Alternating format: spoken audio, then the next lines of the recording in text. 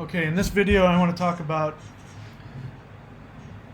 borderlines and hoovering. So if you're not familiar with the term hoovering, it means when they try and suck you back in. Now, before I go any further, again, this channel and these videos are dedicated to anybody who's in a relationship with somebody with borderline personality disorder. And so I just wanted to help give some realities about it. I don't know, I'm not a psychologist, I'm just somebody who was with a borderline. And so I don't know about all borderlines. As I understand it, that there is very effective treatment out there for borderlines if they're able to acknowledge they have an illness and that they then follow the protocols, that there's apparently a very good chance for recovery and them to have normal, healthy lives. So if you do have borderline personality disorder, I strongly recommend that you get targeted therapy from a professional who can help you with that. The person I was with chose not to do that. It was very sad for me. But this is basically for people who are with borderlines and things that I think you need to know. So let me just generally say, borderline personality disorder is a very serious mental illness. It's not a judgment, it's just a fact. That means that they are compromised when it comes to their psychological functioning, especially in the area of relationships. The more intimate the relationship, the more compromised they are. So bear in mind, that's who you're dealing with. They are also very high functioning, many of them. Many of them are extremely intelligent. So that can be very deceptive because of their intelligence and their ability to communicate emotionally in the moment. You may have the experience that you're with somebody who is fully functional. They're not.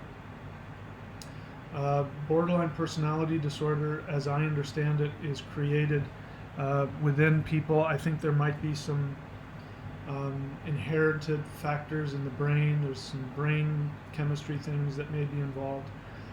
But what you can be sure of is that as infants, from newborn to 4 years old, they were either neglected, or they were abused, or they were with parents who were ambivalent and confusing in their responses to them. For instance, they didn't get proper responses and rewards for behavior, or they got conflicting, responses and rewards for their behavior. So the bonding that normally happens and the mirroring that normally happens between a parent and a child didn't take place, and so the child cannot form an identity. This is the core of it. People with borderline do not, before treatment, do not have a coherent sense of self. Sense of self is absolutely crucial, because without a sense of self, your decisions have no place to take hold. You have no place of strength to draw from when you go through challenging situations with other people. You don't know who you are, so you're very easily influenced by whomever is around you. You have no ability to follow through. This is why borderlines can't hold down jobs, because without a sense of self, you cannot create things in consistency in the future. Without a sense of self, you cannot have accountability for your actions. And most importantly, without a sense of self, you cannot empathize. So bear in mind, this is who you're with, especially if they're untreated. All right, let me just get that out there. So you need to understand that going forward.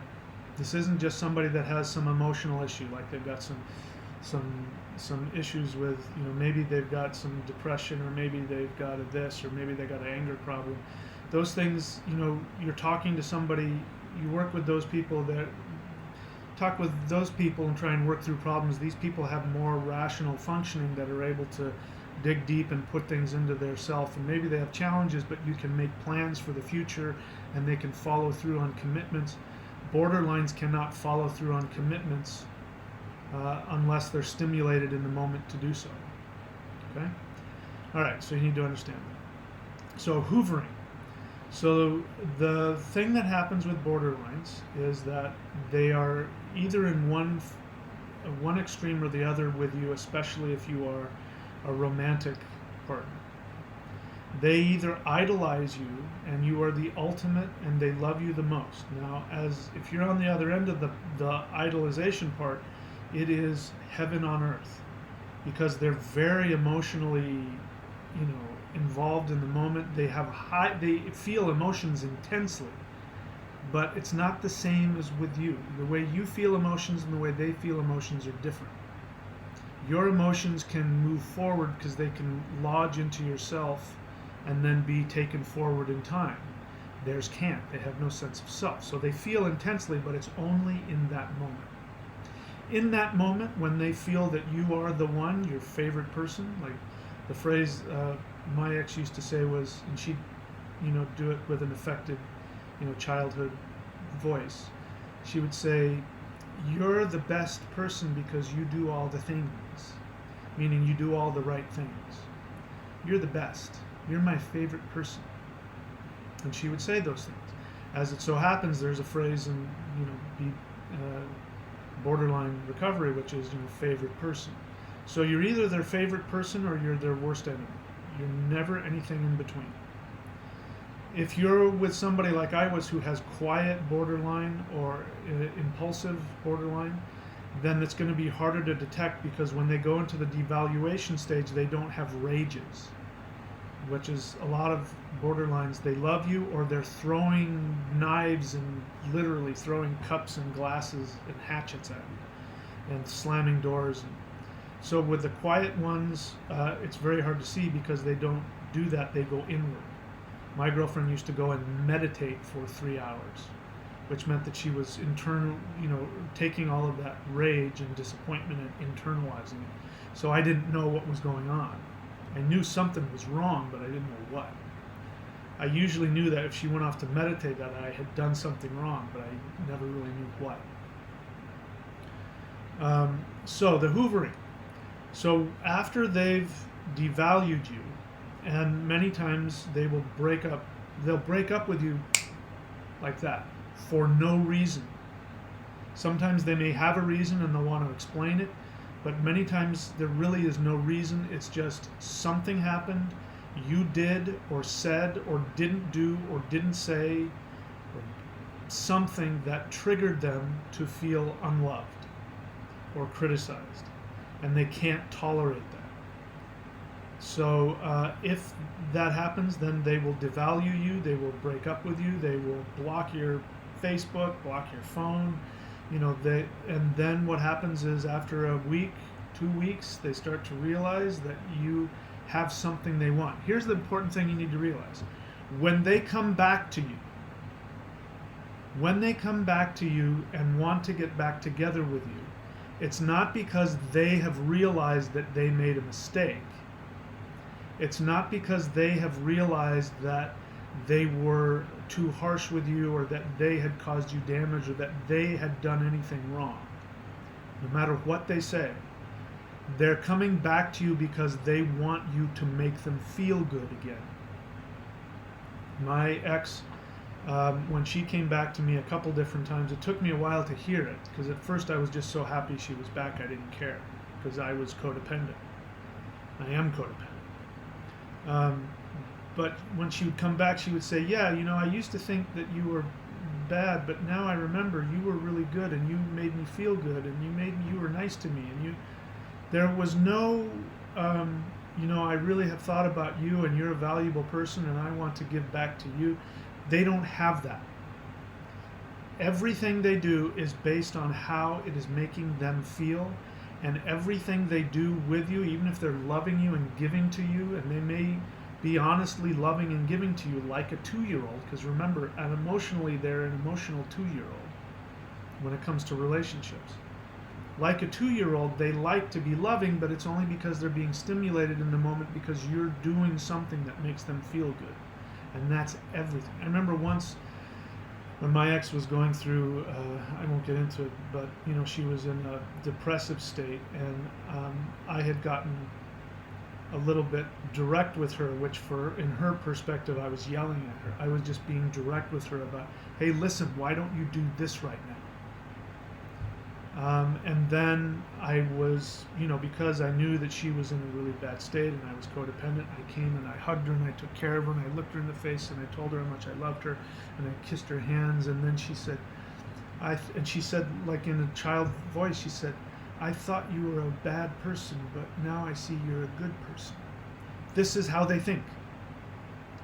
So when they hoover you back in, it's always because only reason, or I should probably say the overarching dominant reason is because you have something they want.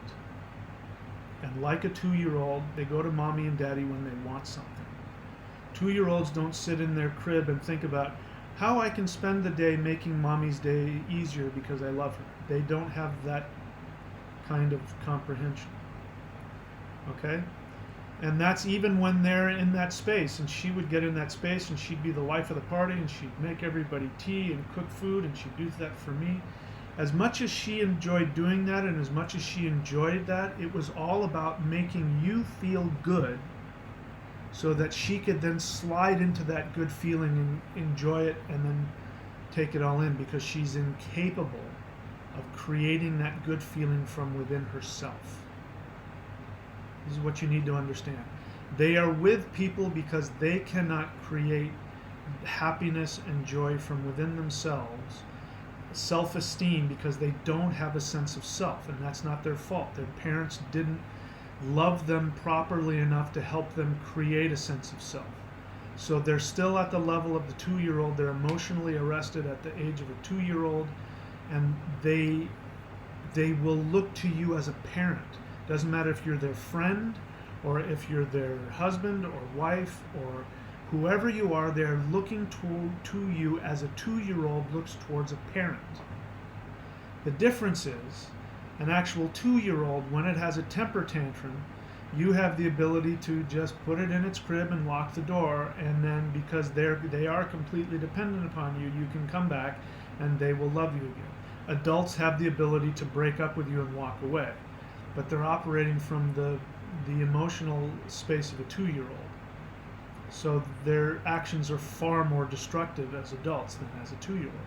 So I want you to understand that. So when they come back to you, you are going to want to talk to them. You are going to want assurances from them because you have a sense of self. And you know that if you talk to another human who doesn't have borderline, that they will, I do this, you did that, and this, you did this to me, and that did this to me, and they make agreements and you compromise. They take those awarenesses, they take those promises, they lodge them into their sense of self, and going forward, they will take action on those promises and those awarenesses. You are going to want to get that from the borderline. The borderline will give it to you if they think you are going to come back and make them feel good. And they know if they tell you what you want to hear, you will come back to them. Now, they may honestly believe in the moment that they are feeling that they are dedicated to that. In fact, I could list you all the promises that were given to me that were never fulfilled, sometimes within hours. A promise, later on today I'm going to do this, and when later on came, I don't feel comfortable doing that. I would just destroy my whole day. But so just know that when the hoovering comes and they are telling you what they want to hear, and you are trying to get assurances and promises from them and have them create in them an awareness of what they have done and how they have affected you, no matter what they say, even if they feel it in the moment, it is not a true promise or awareness. It will only last for as long as they feel emotionally stimulated to do it. The moment a different feeling comes in and drives that stimulation out, they will follow whatever feeling is going through them at any given time. My ex, what she would do is that she would talk to me, and of course I'm I'm an intelligent, persuasive guy, and so I would be able to, talk with her reasonably, help her see things and understand things, and help her see her side of it. And in those moments, she would be able to look at herself and see herself. Then she'd get off the phone with me and call her, whoever it was in her life, her mom or her friend who co-signed their BDP, and then their friend would talk them out of it and say, "No, I can't believe he said that to you, and you shouldn't listen to him, and you shouldn't be with him." And then she'd call me back and say, "I just talked to my friend, and I can't be with you." Literally, it'd be that crazy. So the hoovering, is again, the bottom line is the hoovering is not about an understanding that they have done something wrong, an understanding that they really love you and that they value you. It is merely just coming from a place of that they know that they remember something you did that made them feel good, and they want to feel that way again, so they're going after you to get that feeling, that fix. And that's it. Okay? So again, as I say, if you're with a borderline and they're untreated, they're not aware that they have borderline, and or they're not actively taking action in treatment to address and reverse and heal it, you are guaranteed that they will. When you are the most vulnerable and you need them the most, they will turn on you, they will reject you, they will attack you, they will hurt you.